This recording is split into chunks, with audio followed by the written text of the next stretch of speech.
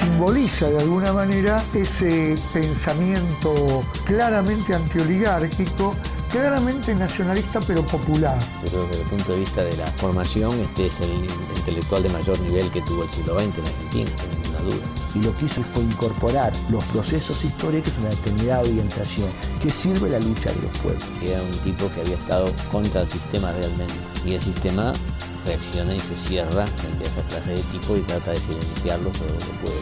Creo que él se definiría como un revolucionario. Cuando vos decís que alguien es revolucionario no hace falta definirlo. ¿Por qué? Porque su propia obra demuestra por qué es revolucionario. Su pensamiento es como esos yacimientos que a medida que uno escarba encuentra cosas más valiosas.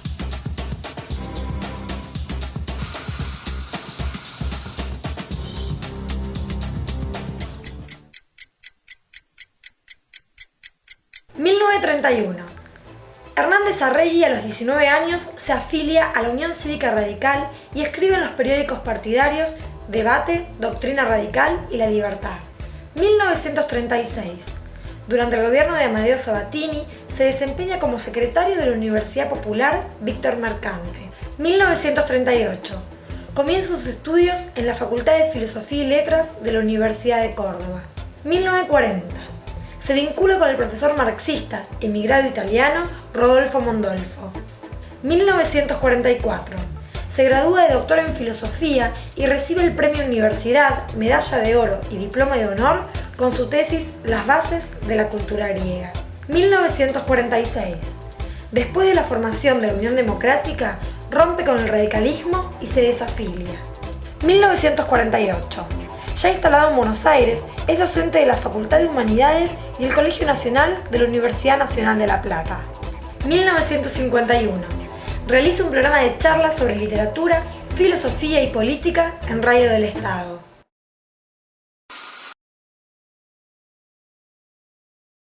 Hernández Arregui comienza su trayectoria política en el radicalismo. ¿Sí? Él vive en Córdoba, se recibe ahí en la Universidad Nacional de Córdoba. Está en contacto y es militante del radicalismo cordobés, de la tendencia irigoyenista, de Amadeo Sabatini. En esa provincia Forja no establece una filial directa, aunque sí tienden contactos y Hernández Arregui puede conocer a Jaureche.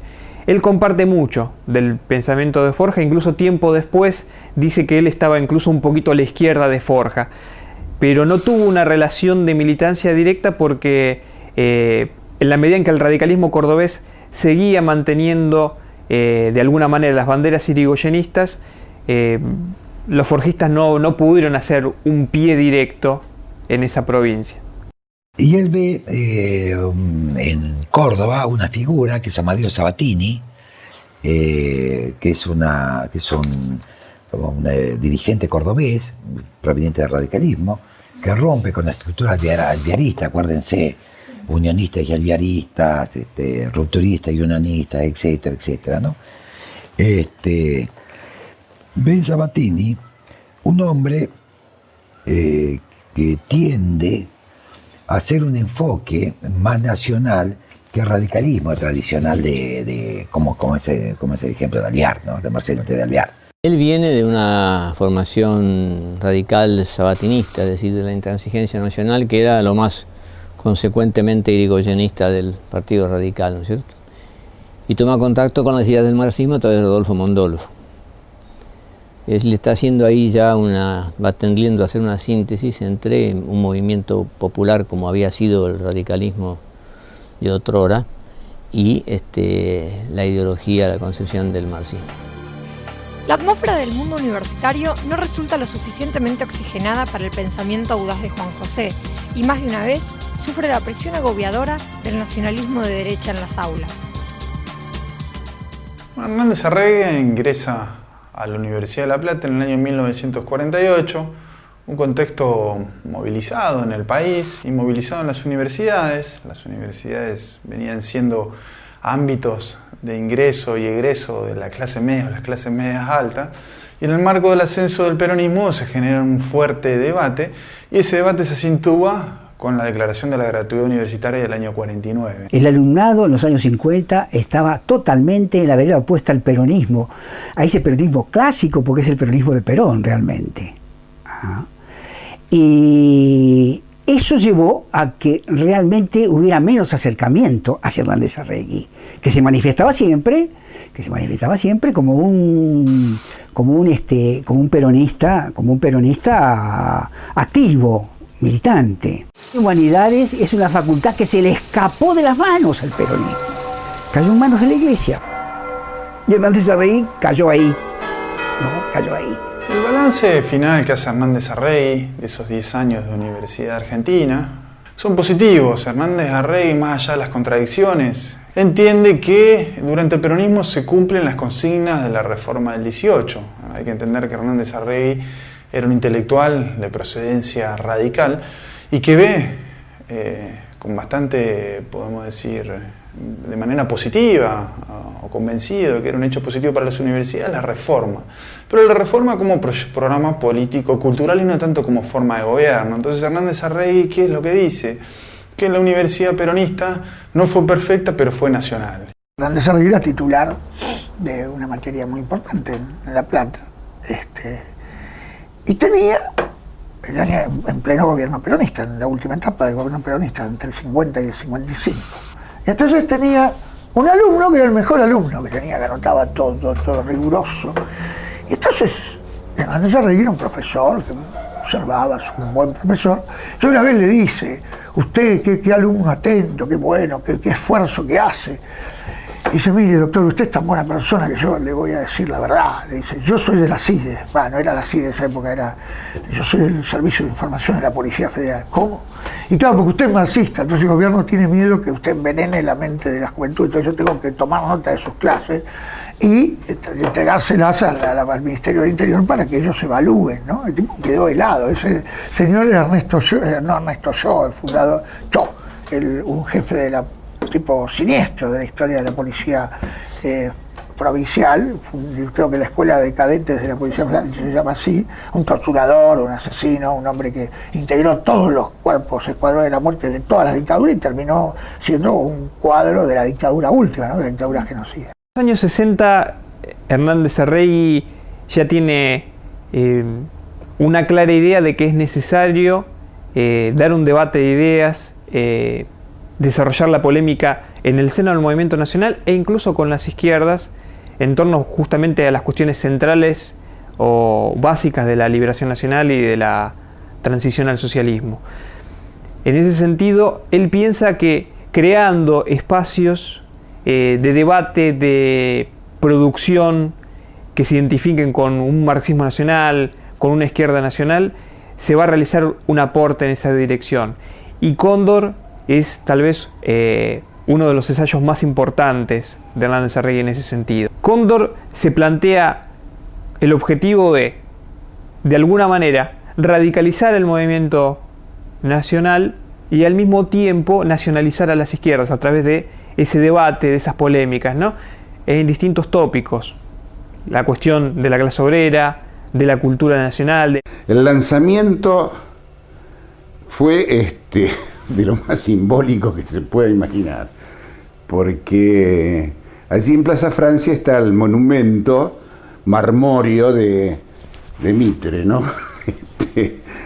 Bueno, la tarea fue cubrirlo, así completamente cubrirlo, con afiches de Felipe Varela y de Felipe Vallese. No fue mucha gente aquel acto, pero se armó un alboroto muy grande, ¿no? Cóndor era una especie, digamos, de propuesta ideológica muy fuerte para lograr la nacionalización de los sectores medios, que te diría que es como un poco el iniciador en esto que después fue casi una consigna y una realidad histórica durante todos los años 60 y 70, ¿no?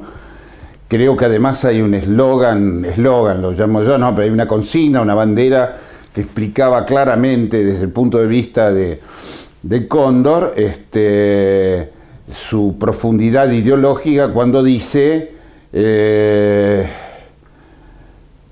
no necesariamente un peronista debe ser marxista, pero no puede ocurrir que un marxista no sea peronista. Es una hermosa experiencia inconclusa. Sin embargo, por las razones que fuere, es leído, pero no logra ser incorporado como un elemento como un material de debate, un material de discusión. El Grupo Cóndor finalmente va a ir perdiendo fuerza. Entonces lo que va a empezar a ocurrir dentro de Cóndor es diferencias entre las líneas internas que componían el grupo y que van a confluir en un contexto que es el año 65, en el cual Hernández Arregui tiene una enfermedad. Eso lo cuenta a los pies de página de sus obras, lo cual va a ir generando cierto desgaste, o sea, diferencias internas entre orientaciones, una situación de Hernández Arregui que lo desplaza, y van a ir un poco desgastando la experiencia que, reitero, posiblemente uno no la pueda ver reflejada en Cóndor, pero sí la va a ver reflejada en el proceso político de los 60 y los 70, y principalmente en la fuerte impronta que le da a la discusión de los sectores medios y la cultura de Hernández Arregui. 1955. El peronismo es depuesto. El país queda en manos de los militares golpistas encabezados por Eduardo Lonardi y Pedro Eugenio Aramburu. El general Perón marcha a su exilio de 18 años. 1957. Arregui, en una ferviente lucha contra la intelectualidad de su tiempo que justifica el golpe, escribe su primer libro, Imperialismo y Cultura. Es en la proscripción del peronismo donde Hernández Arregui combatirá fuertemente en el campo ideológico-cultural. 1960. Edita La formación de la conciencia nacional. 1963. Se publica su tercer libro, ¿Qué es el ser nacional? 1969. Sale a la venta Nacionalismo y Liberación. 1972. Escribe su último libro, Peronismo y Socialismo.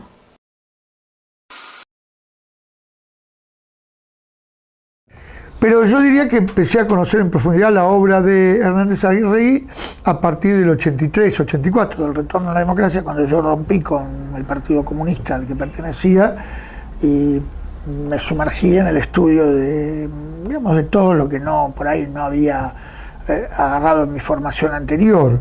Y de los libros que me impactaron, creo que La formación de la conciencia nacional fue uno de los libros que más permitió dar vuelta a mi pensamiento, tal vez junto a Las masas y las lanzas de Abelardo Ramos. Y es muy lindo lo que dice Horacio González acerca de que La formación de la conciencia nacional es un libro circular, es un trabajo en progreso, porque la formación de la conciencia nacional tiene una importancia muy grande sobre los jóvenes.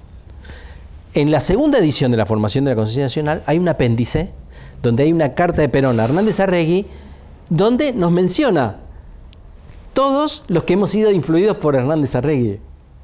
Por eso Horacio dice lo del libro circular, un libro que crea su propia continuación, ¿no? El libro de Hernández Arregui me pareció realmente brillante. Es como si fuera la contraparte de política británica en el Río de la Plata en el área cultural, en el plano de las ideas, ¿no? Pero el libro de La formación de la conciencia nacional permite de alguna manera articular existencialismo, marxismo y peronismo, y particularmente ubica con mucha claridad los distintos tipos de nacionalismos. Pero con respecto al nacionalismo de derecha, así como con respecto también a la izquierda antinacional, él es contundente. Los capítulos de formación de la conciencia nacional son contundentes, indicando la desviación de los supuestamente izquierdistas que eran internacionalistas en un país dominado, donde uno tiene que ser nacional a la fuerza, y los supuestamente nacionalistas que eran nacionalistas porque rechazaban la inmigración, eran nacionalistas porque querían el viejo país tradicionalista de bota, sotana y chiripá. Entonces él marca las dos diferencias, y en ese sentido el irigoyenismo y el peronismo y Forja son lo nacional y popular, diríamos, ¿no? La obra de Arregui inaugura una manera inédita de leer nuestro pasado cultural, de una forma cruda, pero a su vez integradora y comprensiva, rompiendo mitos y lugares comunes. La difusión de imperialismo y cultura fue bastante posterior a la aparición del libro, porque a esta impresión los medios cultos, por así decir, entre comillas, le hicieron un silencio absoluto. No hubo ninguna promoción, ninguna propaganda. Tuvo Hernández Arregui grandísimas dificultades para publicar este libro, dificultades económicas. Nadie subvencionaba esto, nadie lo pagaba, no había ninguna casa editorial que bancase la producción de este material. Hernández Arregui, supongo yo que lo habrá indignado más en la actitud de la mayor parte de la intelectualidad en el 55-56, nucleados alrededor de la revista Sub, que justifican el golpe y que yo creo que ese debe ser el punto de partida de la idea de él de trabajar sobre imperialismo y cultura, que lo trabaja en esa época, ¿no? 55-56, ¿no? Vittorio Campo, Borges, Mallea, Martínez Estrada, todos ellos son los que Hernández Arregui decía: yo los cocino en su propia salsa, porque en el imperialismo y cultura él no hace la crítica que hace Jauretche. Jauretche les dice: ustedes son unos cipayos, ustedes están contra el pueblo. Hernández Arregui lo hace con citas de Kafka, con citas de los principales autores europeos que ellos mismos conocían. Entonces Hernández Arregui después hace una crítica muy profunda de Borges. No nos interesa lo que Borges dice políticamente, lo que nos interesa es que la literatura que hace no es una literatura donde recoge los anhelos, las esperanzas del pueblo. Es una literatura fría, es una literatura perfecta, de un orfebre, pero sin emoción. Es una literatura que no impacta, no ayuda a la vida de los argentinos. Ayuda a los snobs, que dicen: porque Borges es un cuento de Borges que es extraordinario, ¿no? Entonces él los combatió totalmente. 1969. En el marco del Cordobazo, Hernández Arregui dicta una charla sobre el nacionalismo, donde se encuentra con dos jóvenes oficiales del ejército, Francisco Julián Licastro y José Luis Fernández Baloni. Arregui desarrollará una política hacia dentro del ejército para generar una conciencia nacional en la oficialidad de jóvenes. 1972, 19 de octubre. Una bomba estalla en la calle Guise al 2064, donde vive Arregui con su esposa Odilia y su hijo Juan José. El objetivo era asesinar al autor de la formación de la conciencia nacional.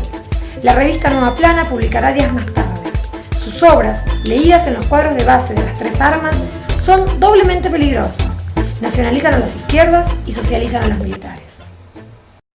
Hernández Arregui considera que la clase obrera es el eje fundamental de la liberación nacional, de la revolución nacional y de la transición al socialismo. Muchas veces piensa que dentro del arco de aliados de la clase obrera en Argentina está el ejército. Plantea de alguna manera la rearticulación de un frente nacional que contemple la unidad clase obrera y ejército. Bueno, él tenía una posición sobre el ejército muy clara, como la tuvo en general la izquierda nacional, de que el ejército no es un ejército de casta. Están los militares de la Semana Trágica, están los militares de la década infame y están los militares del 55, pero están también el ejército que hizo posible a Perón. El antimilitarismo abstracto es un buen instrumento que la concepción proimperialista ha generado en muchos sectores de la clase media. Todos los militares son todos asesinos. Nosotros los hemos visto como asesinos, otras que son asesinos, ahora le están haciendo los juicios orales, ¿no es cierto? Pero si nosotros partimos de la base que ese ejército es de clase oligárquica, que surge de la oligarquía, nos equivocamos.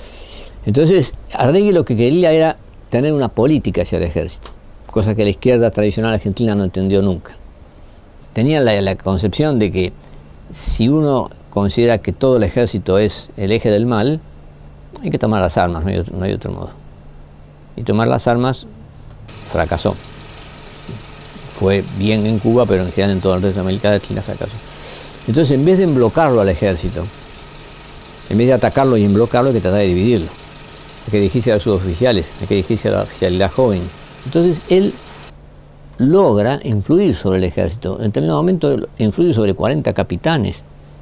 Y ellos estaban deslumbrados cuando la primera conferencia que le escuchan a Hernández Arregui, los dos, Baloni y Licastro, se deslumbran. Y entonces empiezan a formar con él y empiezan a desarrollarlo dentro del ejército. Eso, ¿no? Yo creo que fue muy importante el intento de él, ¿no? Se frustró porque saltó en el ejército eso que había tipos que eran antiimperialistas dentro del ejército. No es que fueran socialistas, eran antiimperialistas. Y eso era muy grave. La bomba es producto de eso. Ese atentado yo creo que lo golpea en demasía, ¿no? En realidad yo salgo unos 7, 8 minutos antes de comprar el número. A comprar un número de... Me salvó la vida más rica a mí. A comprar, se jugaba, ¿cómo se llama este juego de fútbol? Prode. El Prode, ahí está. Bueno, el punto está que yo estoy a 200 y pico de metros de mi casa, que está en la calle Guise, y cuando siento, hay unos vidrios muy grandes en un negocio de Santa Fe que vibran, se escucha una explosión y vibra, digo, esta fue una bomba y esta bomba fue en mi casa. Entonces yo regreso, por supuesto a los altos, te das una idea, y los logro sacar a ellos dos porque se declaró un incendio, ¿no? A mi vieja la saco en brazos, y a mi viejo lo arrastro prácticamente, ¿no?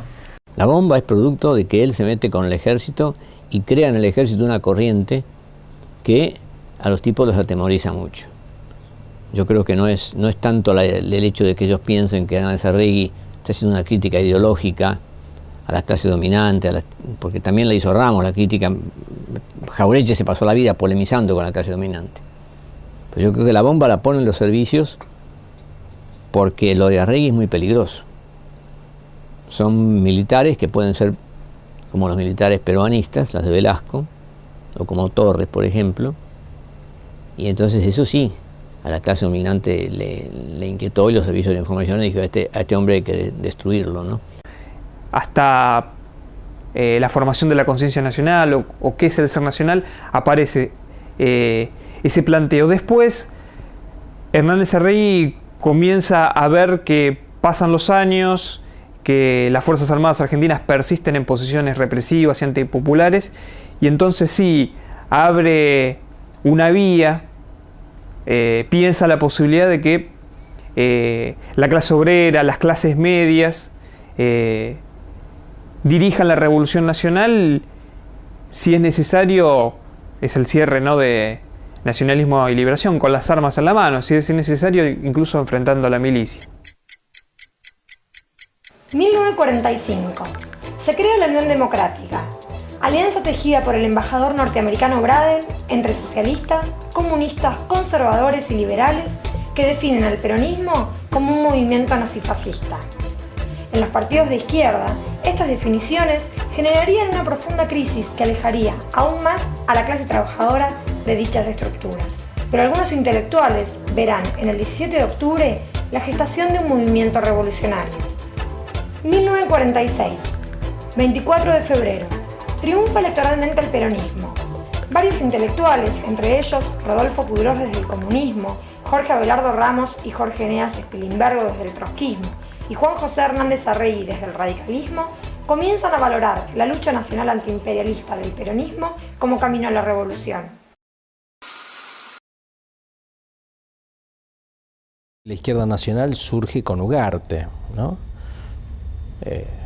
Y bueno, después tiene distintas trayectorias. Básicamente se refiere a una, digamos, a un drama argentino que es articular pensamiento más socialista, marxista, con lo nacional. Son un conjunto de maestros, yo lo ubico a Hernández Arregui, a Rodolfo Puigros, a Silvio Frondizi, a Arturo Jauretche, ¿no? Al conjunto de aquellos que desde una mirada intelectual antiimperialista, nacional, popular, marxista o no, pero influyeron decisivamente en formar un cuerpo de ideas de carácter nacionalista revolucionario, diría yo, para englobarlos a todos, de esas dos generaciones revolucionarias. Y el maestro Hernández Arregui fue sin duda uno de los pensamientos más ricos. En el caso concreto de la Argentina, la posibilidad de una izquierda nacional se da, en primer lugar, teniendo en cuenta la propia crisis de la izquierda tradicional. Si no existiera esa crisis, plantea Hernández Arregui, no sería necesario el adjetivo nacional, sería izquierdas secas.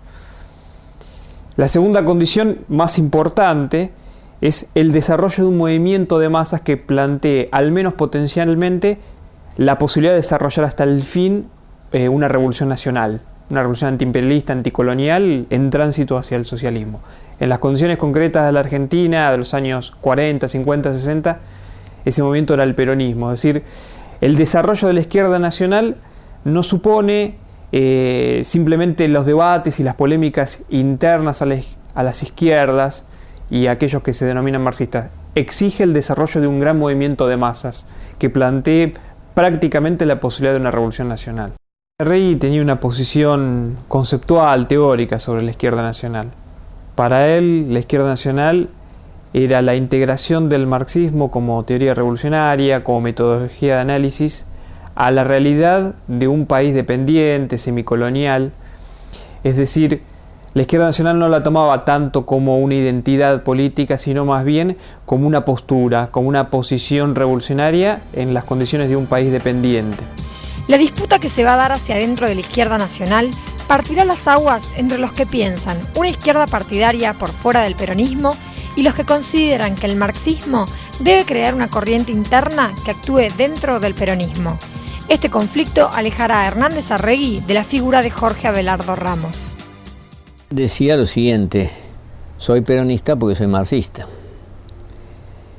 Ante un movimiento impresionante como fue el 17 de octubre del 45, que es el momento en el cual Hernández Arregui se convence de dar el salto, porque hasta ese momento él estaba el radicalismo de Córdoba, ¿no?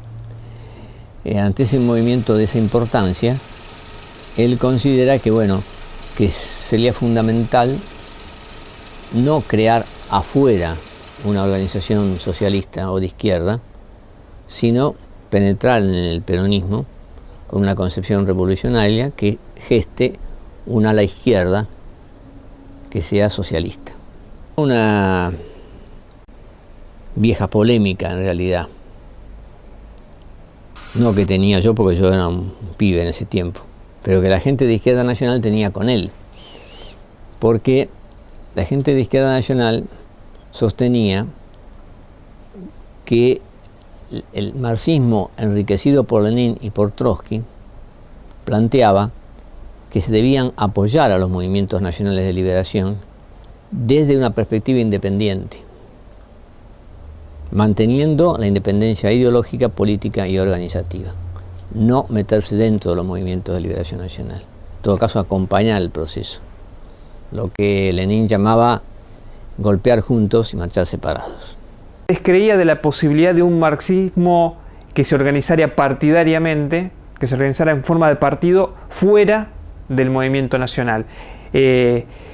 Incluso se alejó personalmente de Ramos por esa cuestión y no compartía la idea del Partido Socialista de la Izquierda Nacional de una suerte de corriente de izquierda que fuera en cierta medida paralela al peronismo, ¿no? Como una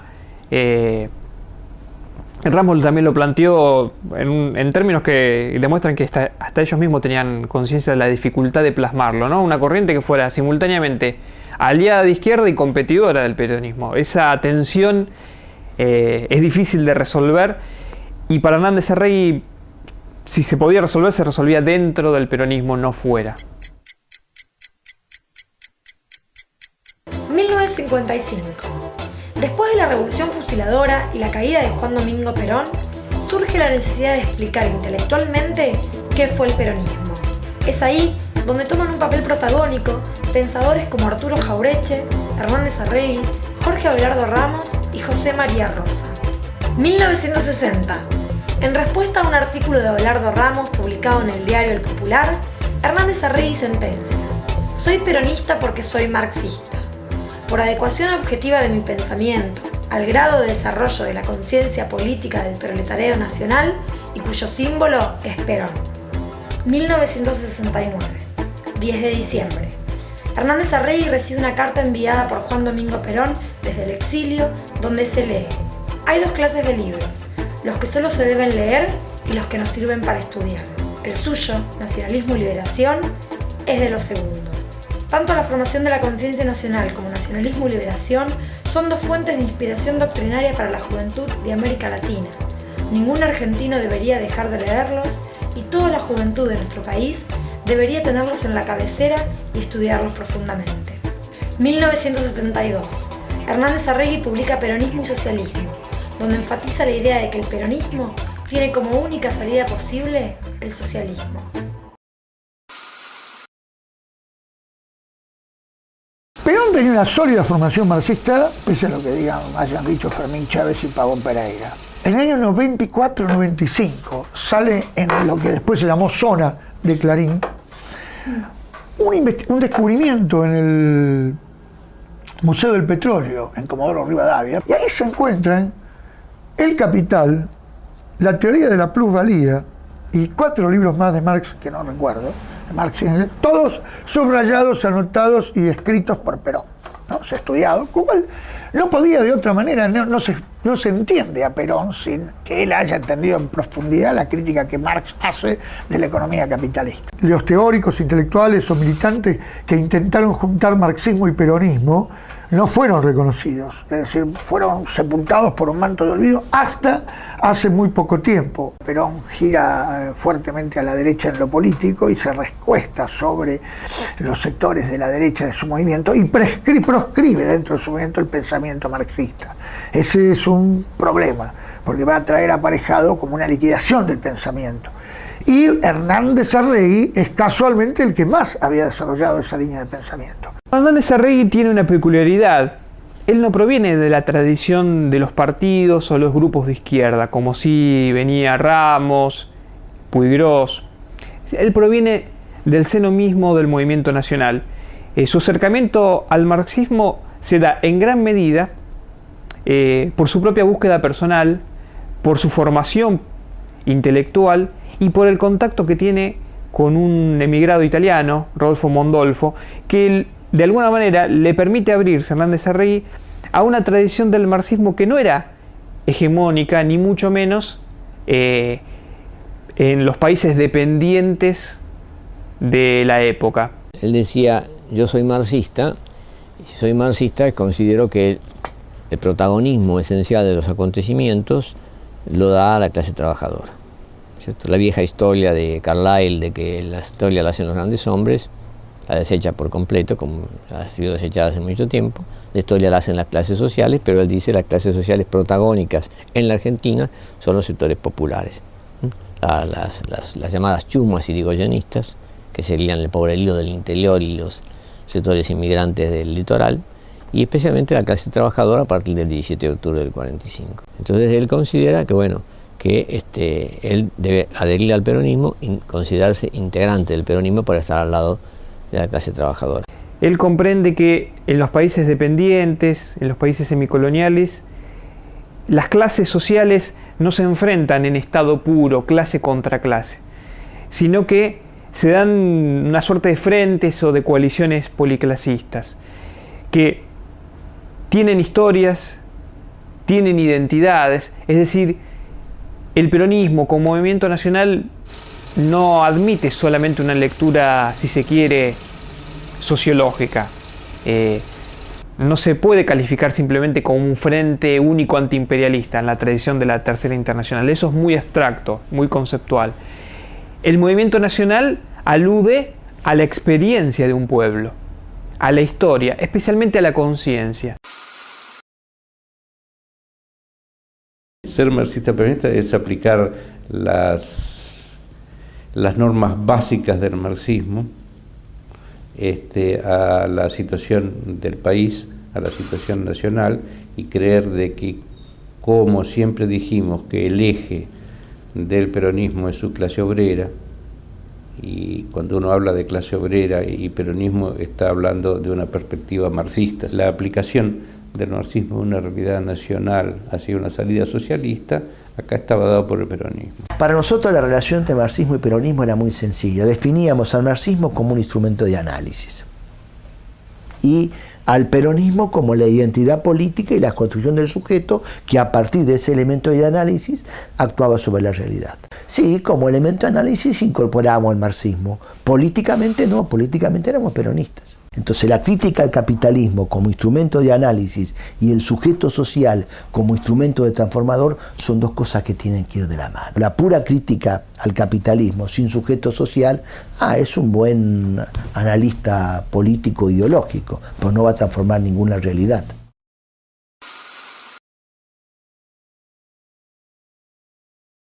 La pregunta sería si uno puede ser marxista y peronista. En estos términos, no hay más que adherir a lo que dice Hernández Arregui. No solo que se puede, sino que me da la impresión de que se debe ser marxista en este camino, como instrumento de análisis de la lucha de clase y los elementos que le integran, bajo la identidad que el pueblo se va dando. Identidad que hoy es el peronismo. No se puede ser marxista y no pertenecer al peronismo como gran movimiento, ¿no? Por supuesto, eso no habla de ser del PJ o ser de la CGT, sino de interpretar al peronismo como gran movimiento nacional de liberación.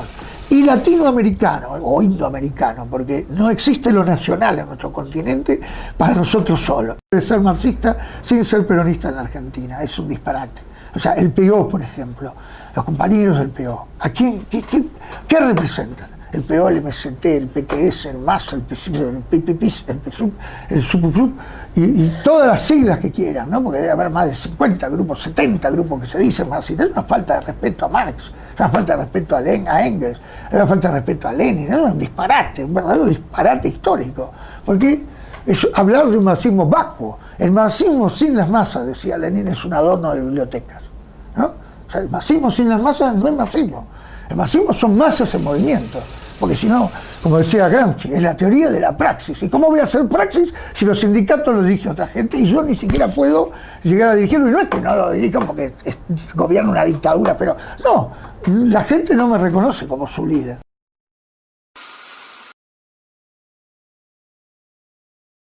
Lo seguido que hace Perón después de ese discurso es proponerle la unidad al PC. Si se reúne con 3 dirigentes comunistas que estaban presos, eso es cierto, estaban presos, entonces los convocan a Tagle, a la Casa de Gobierno, a Ortelli, Chiarante y Íscaro, 3 dirigentes sindicales, y Perón les dice: ustedes tienen los sindicatos viejos y el apoyo de la Unión Soviética, yo tengo los sindicatos nuevos, el apoyo del ejército y quiero industrializar el país. Tenemos que unirnos y crear el gran partido de la Unión de la Revolución Nacional. Le dicen: ¿qué carácter hablamos? ¿Como presos o como ciudadanos? No, le dice Evita, por favor, ya están en libertad. Bueno. Le dijo: mire, su propuesta es muy interesante, pero tenemos que consultar con Codovila, a ver qué dice Codovila.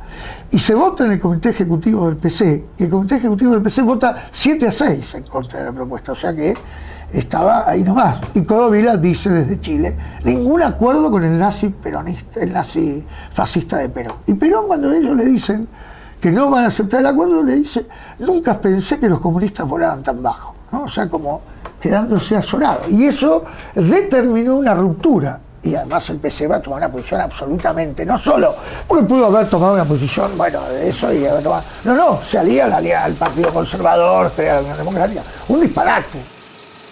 El problema más grave no es que la izquierda no comprenda, sino que la izquierda, cuando trata de pensar de una forma diferente del pueblo, en definitiva, se transforma en una fuerza antipopular. No, él creía que los marxistas clásicos habían quedado encolumnados en la política imperial rusa y que respondían a esos intereses, y que en Argentina, se habían equivocado del 45 en adelante permanentemente. Y después no tenía una buena imagen del PC, nadie tenía una buena imagen del PC. No se juntaba en este país el marxismo con el PC. Una cosa era la ideología marxista y otra la práctica del marxismo que llevaba adelante el PC, que era la práctica de un partido socialdemócrata de izquierda siempre enganchado en los peores sectores de la burguesía de la Argentina. El peronismo, que es expresión política de la lucha de clases en la Argentina. Lo que pasa que en el pensamiento tradicional ese fenómeno de manifestarse en el peronismo como lucha de clases y construcción histórica del sujeto que podía transformar la historia, lo pasan por el tamiz de una visión político-ideológica donde el marxismo dan como verdad acabada y verdad concluida, y no como el instrumento que permite a los sectores del pueblo, los sectores trabajadores, al mundo del trabajo, construir la nueva realidad. Esa es la diferencia fundamental entre esto y la visión tradicional del Partido Comunista, digamos. No tenemos la receta hecha que nos viene de los dogmas partidarios, pero si no construimos y no tenemos la fuerza del sujeto social capaz de transformarla, eso es pura guitarra, ¿no es cierto? No sirve. Si Hernández Arregui sostenía que el peronismo había representado, incluso el propio Perón, habían representado un grado de conciencia alcanzado, una potencialidad revolucionaria no superada por otras tendencias u otras alternativas. ¿Cómo colocarse por fuera de eso? Yo me hago el siguiente planteo, ¿no? Un intelectual que pretende ser político y al mismo tiempo sostiene ser marxista, acompaña al pueblo y no al revés. Empecemos por ahí. ¿Cómo puede un marxista, y que además conoce el pensamiento de Lenin, ¿cierto? ¿Cómo diablos hace un marxista si no piensa como piensa el pueblo para ser marxista? Necesariamente tenía que ser peronista. No le quedaba más remedio. Así le gustara o no le gustara, porque eso lo decía por el propio Lenin. Yo prefiero, decía Lenin, caminar un paso atrás de las masas y no 2 pasos adelante de las masas, porque yo me transformo en la vanguardia del proletariado y no comprendo qué diablos piensa y cómo actúa el proletariado. Hernández Arregui dijo, el problema de la izquierda no es que son marxistas, es que son poco marxistas. Los intelectuales revolucionarios tenían y tienen una función, pero esa función de alguna manera es la de intérprete, la de traductor de lo que el pueblo plantea con sus luchas.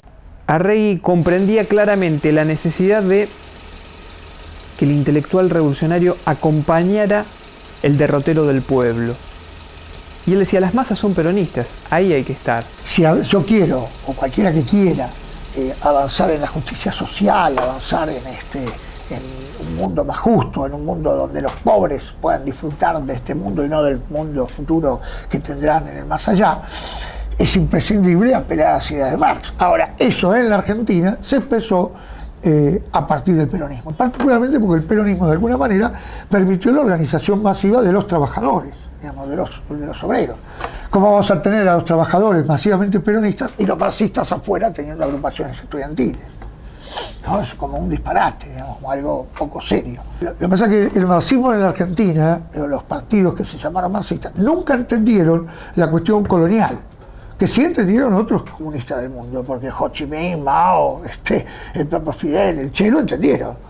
Entendieron que ser comunistas en esos países primero era ser nacionalistas, porque eran países coloniales que necesitaban completar su independencia. En la Argentina no. En la Argentina tanto el Partido Socialista como después el Partido Comunista fueron pro colonia.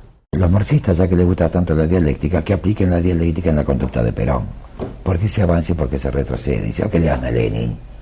Está muy simple, pero especialmente en qué hacer que lean. Pues, y nos dejamos de macanas. Pero claro, ¿es cierto o no es cierto? Fue un mentor de la juventud y un productor de ideas y un analista brillante. Él permitió recuperar el nacionalismo desde el marxismo. Era alguien que había sido general de honor, con una gran formación, pero que desde el marxismo hacía la crítica a las ideas de la clase dominante.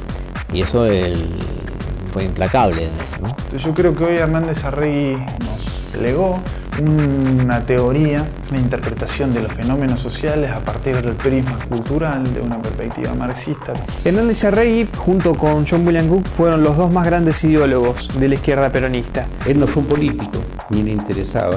Él fue un ideólogo, fue un pensador.